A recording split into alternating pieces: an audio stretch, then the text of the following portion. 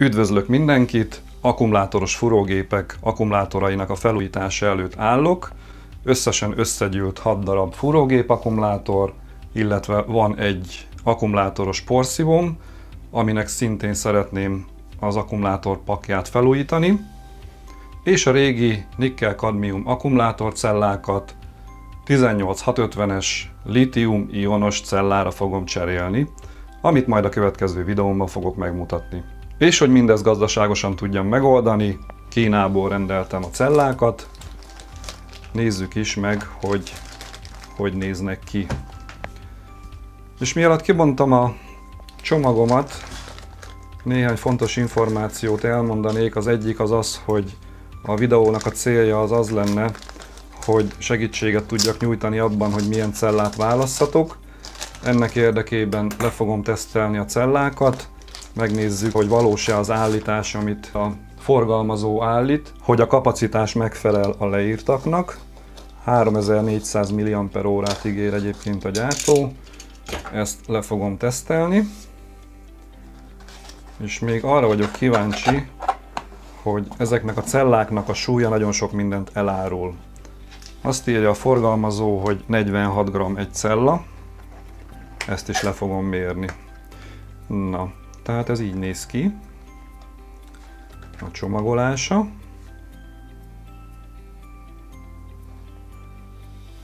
És akkor nézzünk bele, hogy néznek ki.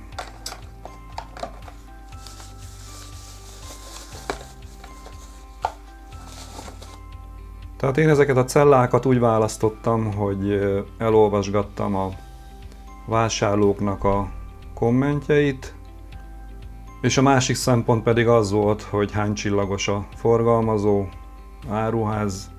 Hát ha jól emlékszem, akkor 4 vagy 5 csillagos.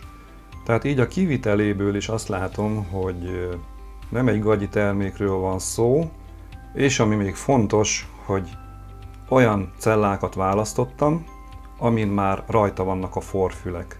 Tehát, hogy ne kelljen itt forrazgatni a cellákhoz, azt nem tartom egy olyan egészséges dolognak, de ha valaki olyat rendel, az is megoldható, tehát azzal is kivitelezhető a dolog. Tehát így néz ki.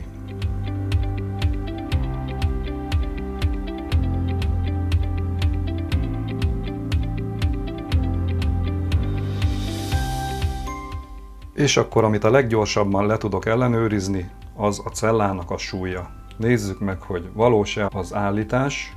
46 g-ot ígért a forgalmazó, és lemérve 48 g, tehát ez már biztató.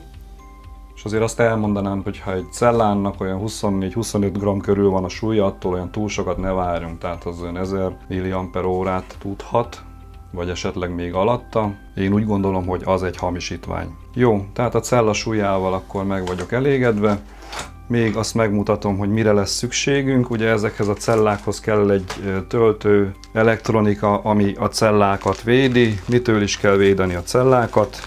A lítium-ion akkumulátorok nagyon kényesek a túlmerülésre, illetve a túltöltésre, és ezek az elektronikák arra szolgálnak, hogy figyeljék ezt a feszültségszintet, nem hagyják 2,6 volt alá merülni, vagy 2,4 alá, illetve nem engedik 4,2 volt fölé engedni a töltöttségi szintet.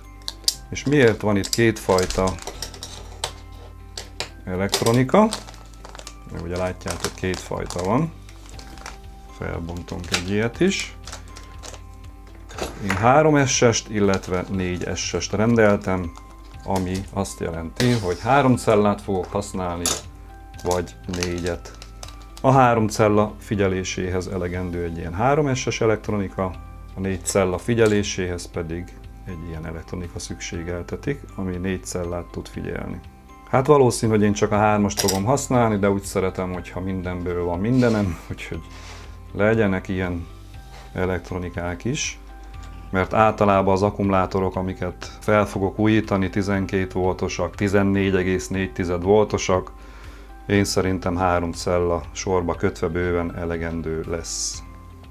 És akkor a cellák súlyát ugye már leellenőriztem. Amire még kíváncsi vagyok, az a kapacitása. Ugye 3400 mAh ígér a forgalmazó, és mivel nekem nincs ilyen litium-ion akkumulátor töltőm, ami digitálisan kiírná a paramétereit az aksinak, azért nincs, mert nincs rá szükségem, nincsenek ilyen berendezéseim, amihez kellene, ilyen cella. Ezért ez a mérés úgy fog történni, hogy rákötöm ezt a 3 cellát az elektronikára, egy 12 voltos izzóval ki fogom sütni a cellákat, amikor kisültek, az elektronika lekapcsol, és onnantól kezdve pedig egy állandó áramerősséggel elkezdem majd tölteni, amikor feltöltődött, akkor az elektronika megint lekapcsol, mérni fogom az időt, és ebből ki fogom számolni, hogy mennyi a kapacitása az akkumulátoroknak. Hát miért is legyen minden jó? A 3S-es elektronikával több probléma is van. Kiderült, hogy nem is 3S-es, hanem 4S-es, tehát 4 cellához való. Tipikus esete annak, amikor a forgalmazó nem tudja, hogy mit árul. Hát nagyon sokat bosszankodtam vele, aztán kiderült, hogy a töltéskor is gond van vele. Még a kisütés hagyján, azzal nem volt olyan nagy probléma, azt szépen megcsinálta, de töltés közben olyat produkált, hogy meg nem tudom magyarázni, tehát meghazudtolta a fizika törvényeit, meg az elektronika törvényeit. 2 cellát túltöltött, 2 cellát pedig negatív irányba töltött, tehát megfordította a cella polaritását, egyszerűen nem értem, hogy mi történt vele, tehát ezt semmiféleképpen nem javaslom megvásárlásra, ezt az elektronikát. Be fogom rakni a linkjét a leírásba, de csak azért, hogy ezt meg ne vegyétek. Úgyhogy a mérést a zöld 4S-es panellel állítottam össze, ami viszont már nagyon jól működött. Szépen kisütötte a cellákat, 2,8 volt körül kapcsolt le. Utána elkezdtem tölteni a cellákat, 1,5 amperrel, kb. 2,5 óra múlva kapcsolt le az elektronika, elérték a cellák a 4,2 voltot. Így a cellák kapacitása nagyon durván számolva 3000 mAh fölött van, tehát én ezzel meg vagyok elégedve. Összegezve a dolgokat, ezeket a cellákat mindenkinek nyugodt szívvel ajánlom, minden szempontból megfelelnek a követelményeknek, és a leírásban megtaláljátok a linkjét, hogy hol lehet megvásárolni. Köszönöm, hogy velem tartottatok, remélem tudtam segíteni. Ha valamilyen kérdés merülne fel, nyugodtan kérdezzetek, nagyon szívesen válaszolok. Sziasztok!